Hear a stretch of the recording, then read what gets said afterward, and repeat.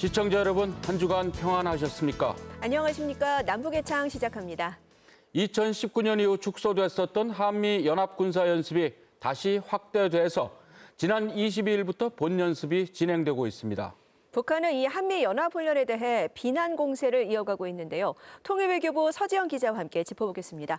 네, 서 기자, 북한의 반발은 이미 예상이 됐던 거죠? 네, 한미연합 군사연습에 대한 북한의 불편한 심기는 최근 김여정 부부장의 대남 비난 연설을 통해서도 확인할 수 있었습니다. 이후 북한 선전 매체들도 이 비난전에 가세했는데요. 북침 연습이다, 또 방어 연습이라는 남측의 주장은 황당한 궤변이다 이러면서 연일 비난을 이어가고 있습니다. 네, 이런 말폭탄이 이제 실제 도발 행동으로 이어질까 이런 게 우려가 되는데 중국도 북한을 편들고 있죠. 네, 중국의 관영 매체들을 살펴봤는데요. 이번 훈련이 사실상 북한을 겨냥한 듯 보이지만 중국을 억제하기 위한 것 아니냐 이러면서 반발을 하고 있습니다. 네, 중국과 우리나라도 수교 30주년을 맞았습니다. 그 사이 교역 규모도 커지고 사이도 가까워졌지만 이 사드를 두고 갈등도 불거졌죠.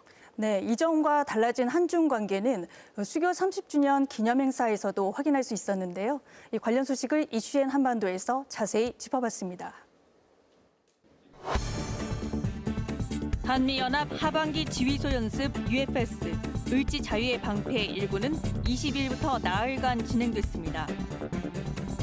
컴퓨터 워게임 방식으로 한미연합군이 북한의 공격을 방어하는 데 초점을 맞췄습니다. 한미연합 연습은 엄연히 방어용 연습입니다. 이를 통해 우리가 자유의 가치와 평화를 수호한다는 강력한 의지를 보여주는 것입니다.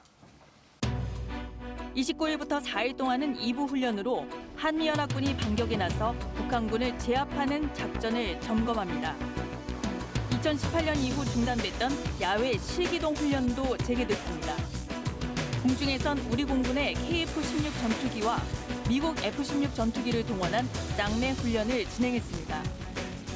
한미 일군도 첨단 무기체계를 사용한 여당급 과학화 전투 훈련을 실시했습니다. 야외 기동 훈련을 정상화함으로써 한미 동맹을 재건하고 연합 방위 태세를 공고히 확립하는 데 큰 의미가 있다라고 이렇게 말씀을 드릴 수 있고, 윤석열 대통령은 비원 벙커로 불리는 전시 지휘소를 찾아 한미 연합 연습 상황을 점검했습니다. 현실화되고 있는 북한의 핵 미사일 위협에 대해 작전 계획을 최신화해야 한다며 북한에 경고 메시지를 던졌습니다.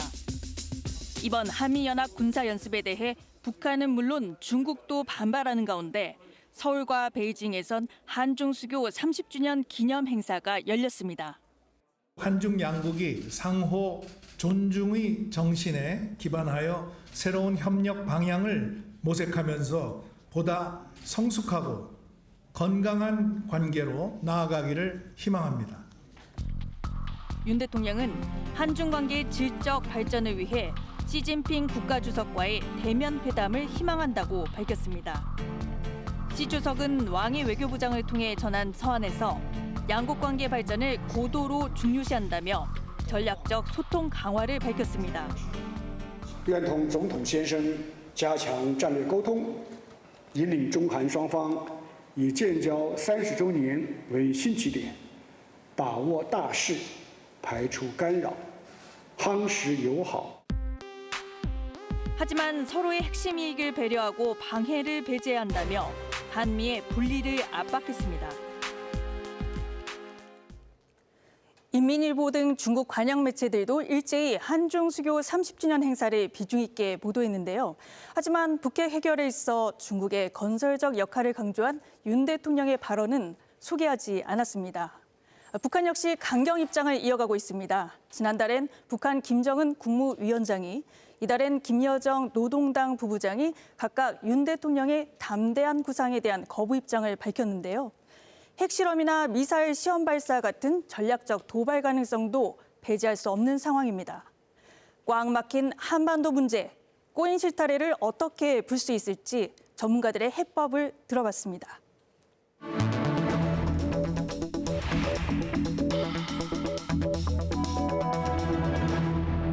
이 남북한 모두 서로에 대해서 대적 관계, 주적으로 인식하고 있고 또 이 한미연합훈련을 둘러싸고 남북 간의 기싸움이 팽팽히 이어지고 있습니다.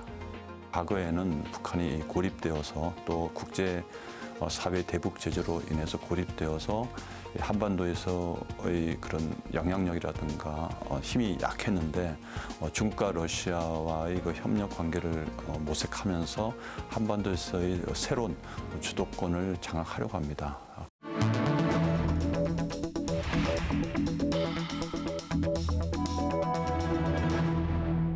김정은 위원장이 지난 7.27 휴전협정일 기념연설에서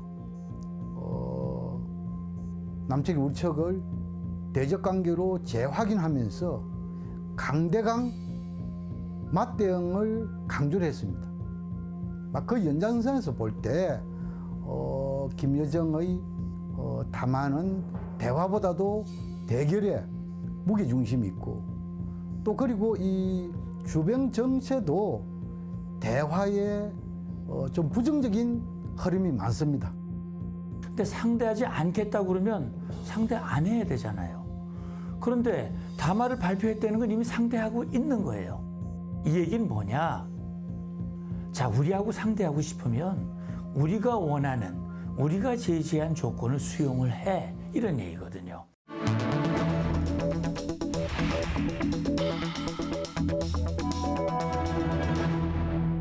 북한 입장에서는 지금까지 남북 관계에 경색되어 있고 대남 어떤 강경 도발을 해온 상태에서 갑자기 우리 정부가 담대한 계획 제안을 했다고 해서 바로 응할 수는 없습니다.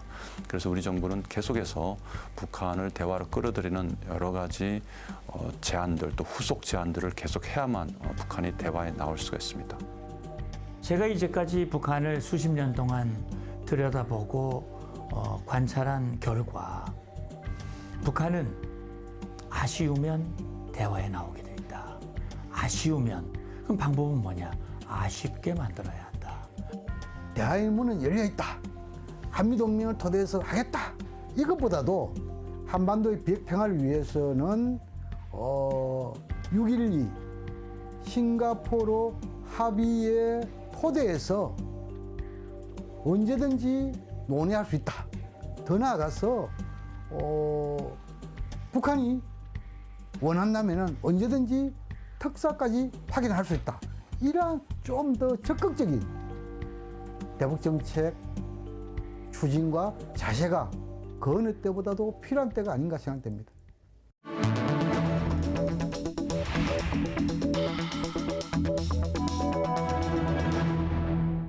전략적 인내 아무것도 안 하고 북한이 그냥 바뀌기를 기다리는 그런 무대책으로 가자는 뜻이 분명히 아닙니다.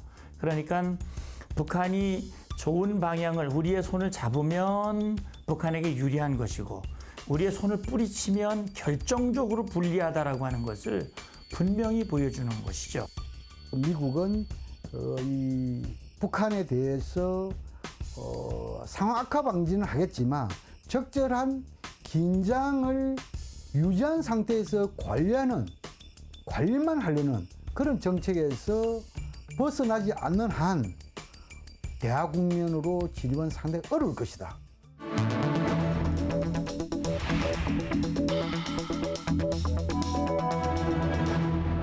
최근에 미중 갈등 국면에서 중국은 미국에 대항하기 위해서 북한을 활용하는 측면도 있습니다. 북한을 고리로 해서 군사안보적 차원에서 미국을 압박해서 중국의 국익을 실현하는 전략을 세우고 있습니다. 윤석열 정부는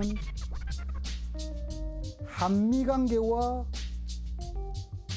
한중 관계에 있어 가지고 적어도 균형 감각을 지닌 외교가 필요하다. 이것을 강조하지 않을 수가 없습니다. 또 그리고 미국도 미중의 갈등 심화를 바라지 않는다면 적어도 접점을 찾을 수 있는 뭔가에 대해서 지혜를 모아야 됩니다.